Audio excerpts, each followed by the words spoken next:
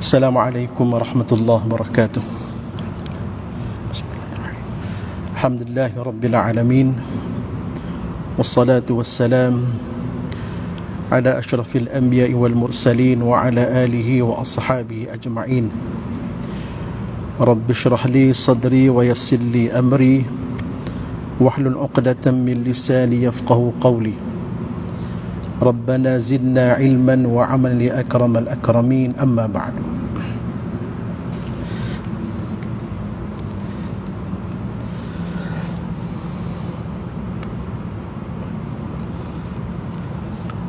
Hadirin hadirat sidang yang dirahmati Allah Ta'ala sekalian, Alhamdulillah menyambung semula perbincangan kita pada malam ini. Syukur saya bermuzakarah dan mengajak tuan-tuan dan puan-puan sekalian untuk kita cuba berbincang dan melihat kepada fatwa-fatwa semasa, fatwa-fatwa ataupun lebih tepat jawapan-jawapan semasa yang dikeluarkan oleh pejabat mufti wilayah persekutuan. Untuk makluman tuan-tuan sekalian, pejabat mufti wilayah persekutuan ini, satu daripada moto dia ialah solusi hukum anda, solusi terhadap hukum dan permasalahan anda.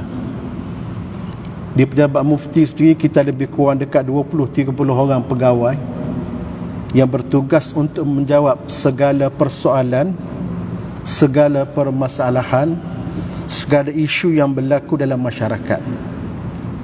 Sehingga kan saya boleh katakan setiap bulan kita menerima hampir 500 soalan berkaitan dengan apa jua masalah yang disoal oleh netizen ini sendiri.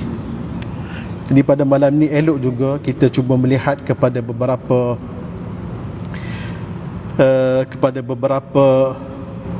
jawapan kepada persoalan yang dikemukakan oleh masyarakat yang berlaku lately dalam kehidupan kita di Malaysia ini. InsyaAllah semoga ada kebaikan buat kita semua. Tambahan, kebanyakan persoalan ini persoalan semasa yang sebenarnya patut kita tahu dan patut kita sebagai Muslim memahami perkara ini. Pertama sekali tuan-tuan sekalian, dalam hidup kita, dalam kehidupan kita secara bermasyarakat ini, Islam ataupun fiqh telah meletakkan garis panduan bagaimana harus kita hidup secara bermasyarakat. Mengikut Imam Ash-Shatibi, salah seorang ulama yang mahir pakar dalam usul fiqh, menyebut dalam kitabnya Al-Muwafaqat, Asy-syari'atu ja'at li ikhrajil mukallafi min da'iyati hawahu liyakuna tabi'an li amrillahi ta'ala. Kata Imam Syafi'i, dia kata syariat ini datang datang li ikhraj, untuk mengeluarkan manusia, al-mukallaf, orang mukallaf, min da'iyati hawa, daripada kehendak hawa nafsu dia. Syariat datang bukan nak mematikan hawa nafsu, itu bukan syariat. Syariat datang bukan nak memadamkan hawa nafsu, memandulkan hawa nafsu. Tidak. Hawa nafsu hawa nafsu perlu ada dalam diri manusia. Kalau tidak hawa nafsu, itu dipanggil bukan manusia. Hawa nafsu ni kehendak kita yang pelbagai. Okay? Setengah orang silap memahami agama Islam datang untuk dia memadamkan, mematikan, memandulkan hawa nafsu. Tidak. Hawa nafsu. Sebagaimana manusia dikatakan manusia bila dia ada hawa nafsu, bila dia ada pemikiran, bila dia ada kehendak, bila dia ada pilihan. Islam juga mengrekogniskan, maknanya mengiktiraf posisi komponen-komponen manusia ini. Cuma Islam dia memastikan manusia tidak terperangkap dalam kehendak hadap hawa nafsu dia yang cukup pelik, complicated dan macam-macam. Manusia ni kalau kira hawa nafsu dia, semua benda dia nak. Benda baik pun dia nak, benda tak baik pun dia nak. Allah Ta'ala mendatangkan syarat supaya kita bebas. Kita menjadi orang merdeka, memperkasakan kemanusiaan daripada kehendak hawa nafsu. Lalu kalau manusia dikeluarkan daripada hawa nafsu, nak pergi mana? Kata dia, liyakuna tabi'an li amrillahi ta'ala, supaya mengikut sesuai, patuh kepada kehendak Allah Subhanahu wa ta'ala. Mana hawa nafsu kita ni, an-nafsu, hawa nafsu. Kita pun panggil hawa nafsu kan, Arab panggil an-nafsu. Nafsu kita ni ada. Cuma yang perlu kita pastikan dia dipandu, dia comply, dia patuh kepada perintah Allah Subhanahu wa ta'ala. Itu saja. Jikalau manusia berjaya memandukan hawa nafsu dia mengikut kehendak Allah Subhanahu wa ta'ala, maka itulah manusia yang merdeka, yang sebenar-benarnya manusia yang berjaya. Oleh kerana ini, kata dia, Sahibus Sabah Datuk Mufti amat memandang serius kepada perlakuan-perlakuan jenaka yang kadang-kadang boleh menggugat keamanan dan perpaduan negara Malaysia. Selalu saja Datuk Mufti menyebut kepada kami, kita hidup dalam negara Malaysia, kita mesti selesaikan dengan resipi Malaysia. Kita selesaikan, kita hidup dengan resipi Malaysia. Kita orang Malaysia makan nasi, makanan kita nasi, makan budu kau contoh, kan? Kita hidup, kita tak ada 4 musim, kita musim khatulistiwa sahaja. Maka dalam kehidupan juga mesti kita selesaikan dengan resipi Malaysia. Jangan sekali-kali ada pihak yang cuba mengganggu-gugat perpaduan, keamanan, kemajuan negara kita berbeza dengan resipi Malaysia ini. Ini suatu perkara yang salah, kata dia. Kita Malaysia, negara yang aman, dan Islam mengajak kita pada keamanan. Malaysia negara yang maju, Islam mengajak kita kepada kemajuan. Islam, Malaysia negara yang bersatu padu dalam bangsa yang, masyarakat yang majmuk. Islam mengajak kepada perpaduan. Bahkan sering sahaja apabila kita pergi ke luar negara, negara Arab akan tanya macam mana resipi Malaysia dalam memadu perpaduan dalam kita ada banyak-banyak bangsa. Kita ada kulit warna putih, kita ada kulit warna oranye, ada warna merah, ada warna hijau, warna biru sebagai warna, tapi kita boleh menyatakan perpaduan. Oleh kerana perpaduan merupakan ultimate dalam kehidupan manusia, maka jangan sekali-kali ada pihak yang cuba ambil resipi luar, bawa masuk dalam masyarakat kita untuk membuat sesuatu yang tidak sesuai, bertentangan dengan masyarakat Malaysia. Sebab itulah syariat sendiri yang saya bacakan tadi, liikhraj al-mukallaf min da'iyati hawa, mengeluarkan manusia daripada kehendak hawa nafsu yang macam-macam. Kalau ikut hawa nafsu ni kan, kalau nak berjenaka sepanjang masa nak berjenaka. Kalau orang serius sepanjang masa nak serius. Tak. Kalau orang yang cengeng, yang backing, setiap masa nak marah. Tapi itu semua tak boleh kalau ia tidak tepat dengan kehendak Allah Subhanahu wa ta'ala. Mana kalau kita nak buat sesuatu jenaka, kita nak bermain, atau kita nak serius sekalipun, jangan ada batasan dia, ada sempadan dia. Tidak boleh kita melangkaui kehendak Allah Subhanahu wa ta'ala. Ini suatu perkara yang umat Islam kita patut ingat, dan bukan Islam sahaja, sepatutnya masyarakat Malaysia patut diperingatkan dengan perkara begini. Kerana Islam datang membawa kebaikan, membawa keamanan buat negara kita dan kehidupan.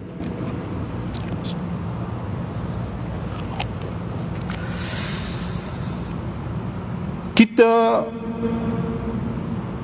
bersetuju di atas masyarakat kita, sama ada dulu sampai sekarang, kita bersetuju di atas satu landasan yang kita panggil sebagai perlembagaan, sebagai semangat harmoni kenegaraan.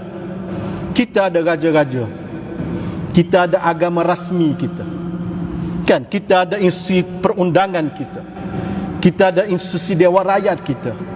Semua perkara-perkara ini mesti dihormati dan dipatuhi. Apa yang berlaku bila orang buat jenaka, kita panggil jenaka lah, kita sebut istilah, atau mengeluarkan kata-kata keji terhadap Allah Subhanahu wa ta'ala kepada para nabi, seseolah dia tidak menghormati kepada rukun negara itu sendiri. Orang hina Allah Ta'ala bukan masalah kita umat Islam rasa ada yang terasa, tak terasa, majoriti okey, majoriti tak okey. Ada orang yang bertindak balas, tak bertindak balas, ada orang komen, tak komen. Bukan. Kita negara Malaysia, kita ada komponen kita. Agama Islam merupakan agama rasmi, maka mesti menghormati agama Islam itu. Walaupun ada orang tetap, walaupun sebahagian majoriti masyarakat tidak menentang, tak kira.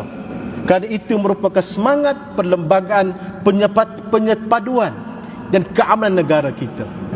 Jadi benda-benda ini semua kita rasa amat bertuah. Kita sebagai umat Islam, kita lebih sedar lebih awal lagi.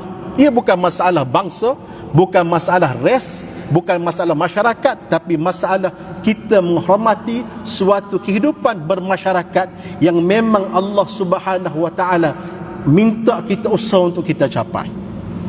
Dan sepatut perkara ini kita patut peringatkan kepada kawan-kawan kita dalam semua lapisan masyarakat. Itu tentang masuk berjenaka ataupun maksud syariat yang Allah Ta'ala perintahkan kita supaya kita melaksanakan. Tuan-tuan perempuan sekalian, ada juga orang bertanya, ini masalah kehidupan rumah tangga. Dia kata, benarkah wanita ini dia dikatakan paling malang apabila salah memilih suami? Ada orang tanya. Ada orang tanya pejabat mufti wilayah, dia kata macam mana? Dia kata, betul ke anggapan yang menganggap bahawa wanita ni memang paling malang sekali lah jikalau salah memilih suami? Untuk memahami perkara ini, tuan-tuan sekalian, memilih pasangan merupakan suatu, bukan keperluan, suatu matlamat dalam hidup kita. Sama ada kita lelaki ataupun perempuan, bila kita nak berumah tangga, kita mengharapkan kita dapat memilih pasangan yang terbaik, pasangan yang tidak curang, pasangan yang tidak berbuat jahat kepada pasangan masing-masing. Okay? Islam sendiri telah meletakkan beberapa asas yang kita lihat, kan, sebagaimana hadis yang selalu disebut, yang masyhur, hadis Al-Bukhari. Nabi SAW menyebut, bersabda, tunkahul mar'atu li arba'i, limaliha wali hasabiha wali jamaliha wali diniha fadfar bidzatid din taribat yadak.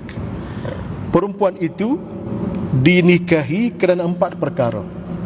Sama ada kerana harta, yang kedua kerana status kedudukan dia, yang ketiga kerana kecantikan, yang keempat kerana agama. Wanita dikahwini kerana 4 perkara ini. Maka Nabi kata, fazfar bidzatid din taribat yadak. Maka pilihlah yang beragama, nescaya beruntunglah kamu. Mana dalam kehidupan kita ini, kalau kita nak berumah tangga, sama ada kita ataupun ibu bapa kita, carilah pasangan yang beragama.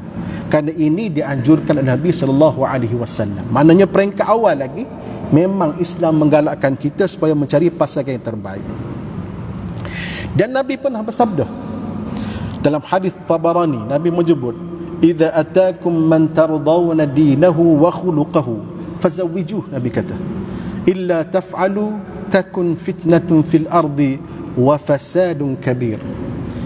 Jika datang kepada kamu sesiapa yang kamu redha agama dia, tengok bagus dia ni agama dia, wa khuluquhu, dan akhlak dia pun baik, Nabi kata fazawwijuh, kahwin cepat-cepat, kahwinkan dia cepat-cepat. Kalau ada pasangan anak muda yang Masya Allah akhlak dia bagus, agama dia bagus, Nabi kata kahwin cepat-cepat. Ini apa dia dipanggil apa? Ajaran Nabi SAW. Fazawwijuh, kahwin cepat-cepat. Illa taf'alu takun fitnatun fil ardi wa fasadun kabir. Jikalau kamu tidak melakukannya, maka ia akan jadi fitnah di bumi dan juga akan berlaku keburukan. Kalau tak buat, akan berlaku fitnah. Maka salah satu daripada cara menjamin keamanan kehidupan berumah tangga, kalau ada orang yang akhlak mulia, anak muda yang akhlak mulia, yang baik agama dia, datang semua masjid, kahwinkan dia, Nabi kata. Okay? Dan Allah Ta'ala menyebut dalam surah An-Nur, a'udzubillahi minasyaitanir rajim, al-khabithat lil-khabithin wal-khabithun lil-khabithat wat-tayyibat lit-tayyibin wat-tayyibuna lit-tayyibat ulaika mubarra'una mimma yaqulun lahum maghfiratun wa rizqun kabir. Lazimnya perempuan jahat sesuai untuk lelaki jahat. Allah Ta'ala sebut orang jahat sama-sama jahat, dan lelaki yang jahat memang Allah Ta'ala sudah takdirkan kepada perempuan yang jahat, dan sebaliknya perempuan yang baik Allah Ta'ala akan takdirkan kepada lelaki yang baik, dan lelaki yang baik adalah untuk perempuan yang baik, kerana mereka itu adalah orang yang bersih daripada tuduhan buruk yang dikatakan oleh orang-orang yang jahat. Mereka akan beroleh pengampunan daripada Allah Ta'ala dan penggunaan rezeki yang amat luas sekali. Maka di situ Allah Ta'ala menyebut kalau kita orang baik, insya-Allah kita akan mendapat pasangan hidup yang baik. Tapi kalau kita ni ada something wrong, kemungkinan juga orang yang kita kahwini juga tu ada something wrong jugalah. Okay? Jadi berdasarkan kepada nas-nas syarak ini memang menjadi suatu tuntutan dalam agama supaya kita ini mencari pasangan yang terbaik. Persoalannya bagaimana kalau kita tidak mendapat pasangan yang tidak baik? Seseolah kita berasa malang. Persoalannya berasa malang tu sebab berjaya ataupun gagal, kaya, miskin, negatif, positif ni benda yang kehidupan, proses kehidupan. Tak semuanya manis, ada kalanya pahit. Kerana yang pahit itu baru kita tahu betapa berharga dan bernilainya manis.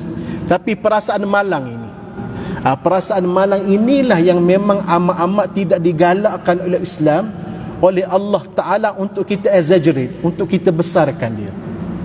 Kerana perasaan malang ini dalam Islam dia panggil at-tasya'um lah. Kita boleh sebut sebagai at-tasya'um.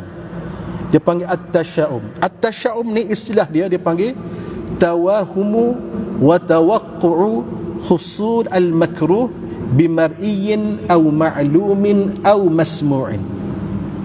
Perasaan malang ni, berasa malang. Berasa malang ni suatu benda yang bukan pasti, hanya dia panggil tawaqqu' wa tawahum. Rasa-rasa Allah, suami kita ni orang tak molek. Kita pun berasa Allah ruginya aku, berasa ruginya aku. Kan pasangan hidup aku ni buat sesuatu tak elok, Allah malangnya hidup aku. Kita berasa. Perasaan berasa ini bukan satu daripada ajaran agama. Bahkan agama supaya suruh kita cepat-cepat kikis perasaan tu. Ulama kita menyebut mengapa timbul perasaan tasya'um, berasa malang. Mengapa timbul dalam hati kita perasaan tawaqqu'u, at-tawahum ni apa? Kerana sebabnya dha'ful iman wal yaqin. Sebab kita ni lemah iman kita, lemah keyakinan kita. Jadi seseolah kita boleh nyatakan mengapa seseorang itu diuji. Contoh dalam kes ini, perempuan itu berasa dia malang kerana mendapat suami yang tidak baik, mungkin disebabkan oleh ada sesuatu kekurangan dalam diri dia, berkaitan dengan keimanan dia, berkaitan keyakinan dia dengan Allah Subhanahu wa Ta'ala. Maka seharusnya dia mesti perbaiki diri dia. Kena kuat balik iman, cari mana yang aku ni rasa kelompongan keyakinan aku dengan Allah Ta'ala. Di mana kelemahan aku, yakin beriman dengan Allah Ta'ala. Mungkin dengan sebab dia memperbaiki perkara-perkara begini, pasangan tadi yang mungkin tak baik boleh jadi jauh lebih baik daripada apa dia sangkakan. Hanya Allah Ta'ala datangkan pasangan itu sebagai ujian buat dia, bukan sebagai sangkaan malang. Ini Islam marah. Sebab juga dikatakan dia ni berasa dia berasa malang ni kerana dia menjadikan dunia ni matlamat dia. Dia menjadikan dunia ni matlamat. Dia lupa ada satu lagi akhirat. Dia lupa mungkin benda susah di dunia akan beroleh kenikmatan di akhirat. Dia berasa dunia je hidup dia. Maka orang lagu ni dia terperangkap. Dia hidup dia rasa sempit. Dia rasa kalau benda ni tak elok sekarang, tak eloklah buat selama-lama. Ini suatu perkara yang salah. Dan tuan-tuan pernah ingat Nabi SAW pernah bersabda, man asbaha amin fi sirbihi mu'afan fi jasadi indahu qutu yaumi faka'annama hiyazat lahu dunya bihadha fiha. Nabi kata gini hidup kita. Dia punya formula mudahnya, siapa-siapa bangun pagi dia rasa aman, selamat semua sekali. Okey, tenteram hidup dia. Jasad dia sihat, makanan dia cukup dah hari itu. Sebenarnya seseolah dia telah mendapat dunia dan segala isi dia. Kan, kalau kita bangun pagi ni, walaupun kita dalam keadaan kita yang kita panggil rezeki sempit, ada masalah, tapi kita bangun pagi ni aminan. Kita bangun pagi, semalam tidur elok, bangun pagi ni tengok tangan mana anggota semua sihat, buka saji, makanan ini cukup. Orang ni macam hidup dapat habuan dunia dah. Mana orang ni memang hidup dia telah aman. Ini dia panggil formula yang Nabi ajar kepada kita semua. Jadi tak perlu kita bersikap geluh gesah. Jadi yang paling penting sekali nak beritahu dalam persoalan netizen yang merasakan bagaimana isteri yang merasakan malangnya hidup dia kerana mendapat suami yang kurang baik. Sebenarnya dia bukan masalah suami, tapi masalah perasaan malang itu sendiri yang perlu dikikis. Dia mesti berusaha untuk mengukuhkan keyakinan kepada Allah Subhanahu wa taala. Dan tentulah dalam masa yang sama, insya-Allah Allah Taala akan bukakan jalan penyelesaian terbaik buat dia, bagaimana untuk dia memperbetulkan suaminya tadi. Tapi jangan sekali-kali ada perasaan malang. Perasaan malang suatu benda yang kita panggil khurafat, benda yang bercanggah, benda yang mungkin ada kesyirikan kepada Allah Subhanahu wa taala, benda yang rasa tak yakin dengan Allah Taala. Itu sebenarnya, itu persoalan tentang masalah kesyirikan.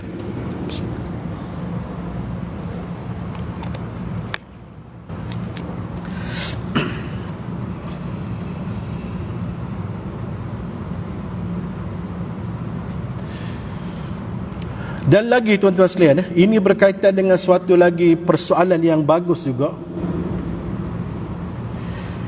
Apa hukum pekerja mengambil tips dalam melakukan tugasan? Ini pun penting. Okey. Apakah hukum pekerja mengambil tips apabila melaksanakan tugasan? Kalau sebagai contoh lah, kalau contoh mudah yang biasa bagi tips, kalau kita pergi hotel kan, ada valet parking tu, ataupun ada yang pekerja-pekerja hotel yang tolong mengangkat barang kita selepas dia selesai urusan, kita bagi tips. Ataupun sekarang ni banyak rider, banyak rider makanan yang tolong hantarkan tips buat kita, yang tolong hantar makanan buat kita. Kita dah bayar dah online, makan dah sampai, tapi bila sampai kita bagi tips duit lebih kepada rider tersebut. Adakah boleh ataupun tak boleh? Tuan-tuan rasa boleh ke tak boleh?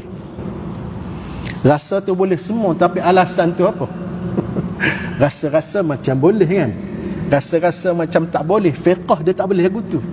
Fiqh dia kata kalau boleh atas alasan apa, kalau tak boleh atas alasan apa. Dan kalau tuan-tuan belajar dalam ilmu duit ni, muamalah ni, banyak istilah. Ada baik, ada qardun, ada apa lagi? Ada ujratun. Lepas tu ada dalam bab kematian ada wasiat, ada faraid, ada hibah, macam-macam istilah. Jadi kalau dah macam-macam istilah, mana fiqh itu luas, kita kena jelaskan. Kalau boleh atas alasan apa, kalau tak boleh atas alasan apa. Tuan-tuan sekalian, berkenaan dengan tips, saya sebut istilah tips. Tips ni maknanya duit tambahan yang kita beri. Sama ada kita ni, sama ada orang luar, ataupun kita ni, syarikat itu sendiri, organisasi itu sendiri yang memberi tips kepada upah tambahan kepada pekerja disebabkan mereka telah melakukan satu tugasan. Baik, berkenaan dengan tips ini, hukum dia harus. Hukum asal dia harus, ialah ustaz harus tu apa alasan? Kerana dia panggil sebagai hadiah ataupun dia panggil sebagai hibah. Kita panggil hadiah ataupun hibah. Dalam Islam ni hadiah ni dia luas sikit, siapa saja boleh bagi, dia tidak terikat dengan apa-apa. Hukum memberi tips adalah harus dan merupakan salah satu bentuk sedekah yang akan mendatangkan pahala buat pemberi, serta akan memberi kebahagiaan kepada yang menerima. Dalam masa yang sama, pemberi tips adalah hak pelanggan. Oleh itu, kalau di sini penghantar makanan perlu mengelakkan sikap meminta-minta, kerana sikap tersebut dilarang keras kerana akan menghilangkan keikhlasan. Okey, mana tips ni hukum dia harus amat digalakkan, dengan syarat jangan paksa lah. Jangan paksa. Jangan pula kalau sekali buat contoh penghantar makanan, dia hantar makanan, orang yang order makanan, tempah makanan dah bayar, dia pula syarat, kalau cik tak bagi duit tip, saya tak bagi makanan ni. Itu tak boleh. Tapi kalau di atas kerelaan, itu merupakan suatu perkara yang baik. Nabi SAW bersabda, al-yadul ulya khair min al-yadis sufla, wal yadul ulya al-munfiqatu was sufla as-sailatu. Tangan di atas, tangan memberi, adalah jauh lebih baik daripada tangan yang di bawah, yang menerima. Tangan di atas adalah orang memberi, manakala tangan di bawah adalah orang yang menerima. Ini hadis riwayat Muslim daripada Ibnu Umar. Nabi SAW juga, Aisyah radhiyallahu anha pernah memberitahu, kana Rasulullah SAW yaqbalu al-hadiyata wa yuthibu alaihi. Rasulullah SAW menerima hadiah, dan juga Nabi kadang-kadang dia balas hadiah tersebut. Ini riwayat Al-Bukhari. Dan dalam lain sebut tahadu tahabu. Kalau kita selalu beri hadiah ni, kita akan saling berkasih sayang. Kalau kita nak berkasih sayang, banyakkan beri hadiah, selesai masalah. Okey, tapi jangan syarat dengan tidak meminta-minta. Baik. Dia ada berapa lagi subtopik dia. Macam mana kalau sekiranya organisasi tersebut dia mengamalkan sikap no policy, no tipping, tak membenarkan pekerja dia untuk mengambil tips daripada pelanggan, ataupun yang berlaku sekarang ini, sama ada peringkat kerajaan maupun swasta, dia ada garis panduan dia. Nak terima boleh untuk kerja-kerja begini sahaja, nak terima boleh untuk jumlah yang tidak melebihi sekian, nak terima boleh tapi kena maklum kepada ketua jabatan, ataupun mengatakan langsung tak boleh menerima tips daripada pelanggan. Apa yang perlu kita buat? Adakah kita sebagai pekerja kita kata tak, kalau hukum fiqh boleh, hukum asal harus, kita kata boleh, maka tak boleh syarikat melarang, organisasi jabatan melarang pekerja dia. Okey, dalam isu ini, jikalau majikan menetapkan syarat tertentu dalam menerima tips, kita mesti mematuhi syarat-syarat tersebut. Tak boleh kita nak menafikan ataupun menidakkan arahan-arahan jabatan maupun arahan-arahan organisasi yang kita sedang bekerja. Kerana kaedah agama, kita mesti setuju bertanggungjawab terhadap keputusan majikan yang kita sertai. Nabi SAW menyebut al-muslimuna ala syurutihim. Okay? Orang-orang Islam ini mesti berpegang kepada janji mereka. Jadi kalau kita bekerja, bila kita nak masuk mula-mula tempat kerja, mesti ada perjanjian yang kita telah persetujui, polisi syarikat. Maka kita mesti mematuhi polisi tersebut. Kalau polisi tersebut beritahu tak boleh terima tips, walaupun hukum asalnya boleh, tapi bila kita bekerja di situ, tidak boleh kita terima tips. Kalau sekiranya boleh terima tips, tapi dengan polisi, dengan garis panduan, peraturan tertentu pun kita mesti ikut. Akan lebih utama apabila ada syarat tambahan, syarat tambahan tersebut mesti dipatuhi dan dipenuhi. Antaranya ialah hadis al-muslimuna ala syurutihim, orang-orang Islam mengikut, mesti berpegang kepada janji-janji mereka. Jadi tips ni bukan setiap masa boleh, tengok kepada keadaan dan mungkin tempat kita bekerja.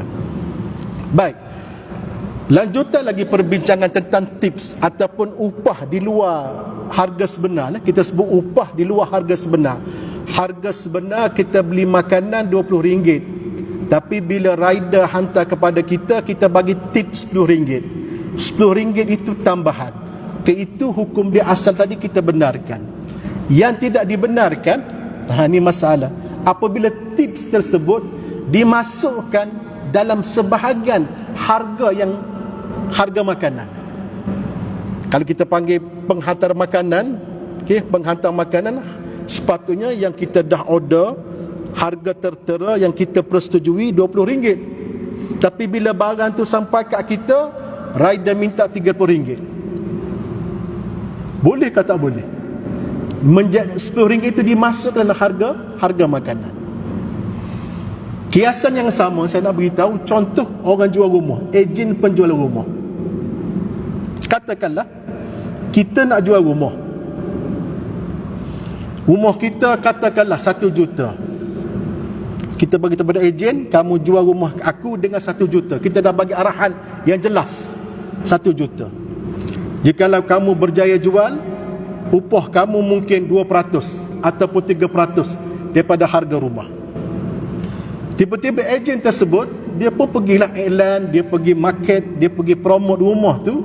Tiba-tiba ada orang sanggup beli dengan 1.5 juta. Lebih daripada harga asal, setengah juta daripada harga asal. Fiqh kata boleh ke tak boleh? Harga atas 1 juta, tapi nak jual dengan 1.5 juta. 500 juta dimasukkan dalam harga sebenar barang. Ni antara contoh lain kiasan. Boleh ke tak boleh? Fiqh kata gini. Kata fiqh, boleh tak boleh, kita mesti bagi tahu balik kepada tuan rumah tu. Boleh tak boleh 1.5 juta kalau harga rumah tadi, ataupun kalau harga makanan sepatutnya RM20 jadi RM30, kita mesti beritahu balik kepada owner sebenar kedai itu, supaya owner kedai dan juga tuan rumah tahu kita jual harga 1.5 juta dan dia bersetuju. Kalau dia bersetuju, tak apa, proceed, jual 1.5 juta. Tapi owner sebenar tahu, pemilik sebenar tahu. Yang tak boleh, pemilik sebenar dia ingat 1 juta, kita pergi markup 1.5 juta, kita makan setengah juta, kita ambil tu setengah juta untuk kita, plus kita boleh ambil pula upah yang 2.3% tadi. Ini tak dibenarkan. Jadi kena berhati-hati. Kita sebagai ejen, dia panggil wakil kepada pemilik sebenar. Kita mesti menjalankan tugas sebagaimana diarahkan oleh pemilik sebenar. Tak boleh pandai-pandai. Kalau ada pandai-pandai, kita mesti balik kepada owner yang sebenar. Jadi kalau dalam kes tadi, kes jual rumah ataupun kes rider yang dia nak naikkan harga RM30, nak naikkan RM30, yang pembeli makanan, okey, tak apa, saya bayar, dah saya pun lapar dah, tak apa, boleh, tapi bergantung kepada persetujuan dan makluman kepada pekedai itu yang sebenar. Kerana Islam dia memandang kepada suatu perkara terang transparansi, maknanya semua pihak mesti tahu perkara tersebut. Okay? Maknanya kalau kita nak masukkan upah tadi, tips tadi dalam harga makanan, boleh tak boleh bergantung kepada pemilik sebenar, owner sebenar barang tersebut. Baik, bagaimana jikalau tips tersebut bukan daripada harga barang, tapi sebagai benda tambahan? Sebagai contoh, pukul apa dah? Tuan-tuan beli mesin basuh. Mesin basuh harga RM5,000. Harga RM5,000 dah kita sign resit apa RM5,000. Cuma kedai tu beritahu, dia kata, cik, kalau cik nak, kita bagi waranti, tapi kena tambah harga waranti, bukan harga mesin basuh tu. Harga mesin basuh RM5,000. Cuma ada option, ada pilihan. Kalau nak tambah waranti 2 tahun, tambah lagi RM200. Nak tambah 5 tahun, tambah lagi RM500. Dalam fiqh, waranti semata-mata di atas alasan servis waranti tidak dibenarkan dalam Islam. Untuk dia buat dengan harga berasingan. Bayar dah RM5,000, harga mesin basuh, okey, fine, selesai. Cuma pekedai kata, kalau nak bayar waranti, tambah berasingan. Ini tidak dibenarkan dalam Islam. Kerana waranti suatu perkara yang belum pasti. Kita tidak boleh berjual benda belum pasti. Yang dibolehkan jikalau harga waranti tersebut dimasukkan dalam resit harga barang, itu dibenarkan. Asalnya 5,000 tapi 5,500. Harga mesin basuh plus dengan waranti. Itu dibenarkan kerana harga tersebut telah merangkumi risiko termasuk dengan harga mesin basuh. Ini benda-benda yang berasingan, tips ini. Ada waktu tak boleh, ada waktu tidak boleh. Okey. Dan akhir sekali yang lebih menarik ya, ni tipsnya, cerita tips beri lebih ni. Macam mana kalau sekiranya kita berhutang lepas tu kita bayar lebih? Kita berhutang, kita bayar lebih. Katakanlah ada orang, saya berhutang dengan tuan-tuan sekalian, saya berhutang 1,000, tapi bila bayar 1,000, tuan pun tahu 1,000, cuma saya nak bayar lebih. Saya kata, tuan, saya ada musangking ni 5 biji ni, kerana hari tu tuan-tuan bagi saya waktu saya betul-betul terdesak dah duit. Tuan yang bantu saya, jadi saya rasa nak membalas budi tuan, saya bayar RM1,000 plus 5 biji musangking. Boleh tak boleh? Ataupun lebih menarik, saya bukan bayar 1,000, saya bayar 1,200. Boleh tak boleh? Tuan sebagai tuan hutang tak kata apa-apa. Tuan pun tak pernah syarat, tak pernah paksa saya bayar lebih. Tapi saya ni, kerelaan saya nak bayar lebih. Boleh ke tak boleh? Okay? Di sini Islam kata boleh. Sebabnya yang tak boleh mengikut kaedah fiqh, kullu qardin jarra naf'an, setiap hutang yang mensyaratkan bayar lebih, itu tak boleh. Kalau tuan-tuan di peringkat awal lagi beritahu, okey, saya bagi hutang 1,000 dengan syarat kamu mesti bayar lebih 1,200, itu tidak, itu haram, tak dibenarkan kerana ia melibatkan riba. Tapi kalau kita di akhir masa kita pun tak pernah terfikir, cuma masa nak bayar tu kita rasa nak bayar lebih. Tambah tuan ni adik-beradik, kita katakanlah apa dia, abang saya, adik saya nak bayar lebih, buat beli coklat kepada anak saudara. Boleh tak boleh? Dibolehkan, kerana di situ tidak disyaratkan. Jadi riba ini apabila kita syaratkan mesti bayar lebih, kita paksa, itu baru riba. Kalau dengan kerelaan dibenarkan.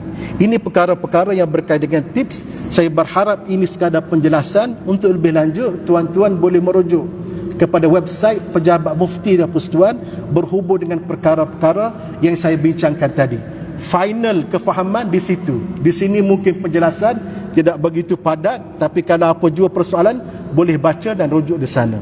Aqulu qawli hadha wa astaghfirullahal azim li wa lakum. Assalamualaikum warahmatullahi taala wabarakatuh.